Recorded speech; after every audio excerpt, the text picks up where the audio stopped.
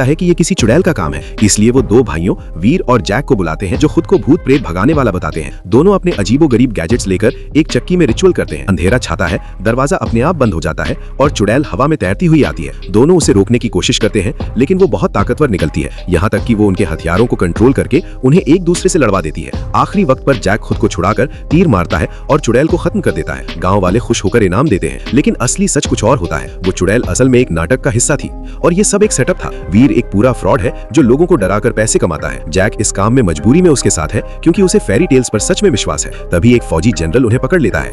उसका मानना है कि असली गायब होने के पीछे कोई और साजिश है। अगर ये दोनों सच्चाई पता करके लड़कियों को बचा ले तो उनकी सजा माफ कर दी जाएगी। मजबूरी में वो फिर से जंगल की तरफ निकलते हैं। उनके साथ एक महिला शिकारी अंजलि भी जाती है, जिसकी दो बहनें पहले ही गायब हो चुकी है। जंगल के अंदर सब कुछ नॉर्मल लगता है, लेकिन सिर्फ एक पुराना ऊंचा टावर खड़ा होता है। कहानी के मुताबिक सदियों पहले एक रानी ने महामारी से बचने के लिए ये टावर बनवाया था, लेकिन वो खुद ही बीमारी का शिकार हो गई। जैसे जैसे टीम आगे बढ़ती है, अजीब चीजें दिखने लगती हैं। चलने वाले पेड़, जमीन पर रेंगते कीड़े और आसमान में उड़ते कौवों के झुंड। शाम होते ही सब वापस लौटने का फैसला करते हैं। रास्ते में एक आदमी सड़ा हुआ मेंढक उठाकर चाटता है, क्योंकि मान्यता है कि खो जाने पर ऐसा करने से रास्ता मिल जाता है। और हैरानी की बात, ये काम भी करता है। रात में एक लड़की को मदद की आवाज सुनाई देती है। वो अस्तबल तक जाती है, जहाँ एक लाल घोड़ा दर्द से तड़प रहा होता है। जैसे ही वो उसे सहलाती है, उसके हाथ पर मकड़ी के जाल चिपक जाते हैं और अचानक घोड़ा उठकर उसे जाल में लपेट देता है, फिर अपना मुंह खोलकर उसे पूरा निगल जाता है। घोड़ा भागता है और वीर और जैक उसे रोकने की कोशिश करते हैं, लेकिन उनकी आंखों के सामने लड़की धीरे धीरे उसके मुंह में समा जाती है। तभी अंजलि उसका पीछा करती है,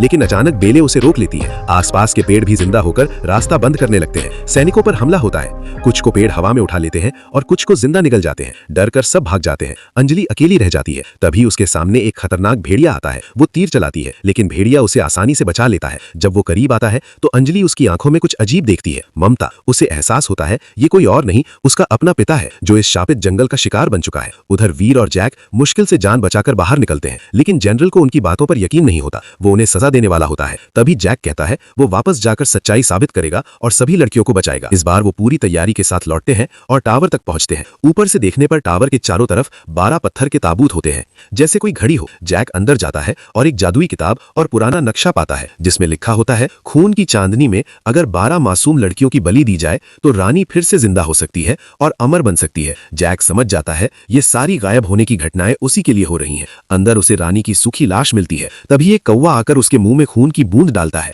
अचानक शीशे में उसे रानी जिंदा नजर आती है, खूबसूरत, मोहक, उसे अपनी तरफ बुलाती हुई। वो उसके जादू में फंस जाता है और उसे समझ ही नहीं आता कि ये सब एक इल्यूजन है। नीचे वीर एक लड़की को बचाने की कोशिश करता है। तभी एक रहस्यमयी कुल्हाड़ी वाला उस पर हमला करता है। वीर भागते हुए जैक को आवाज लगाता है, लेकिन जैक तो अभी भी उस जादुई मोह में फंसा हुआ है।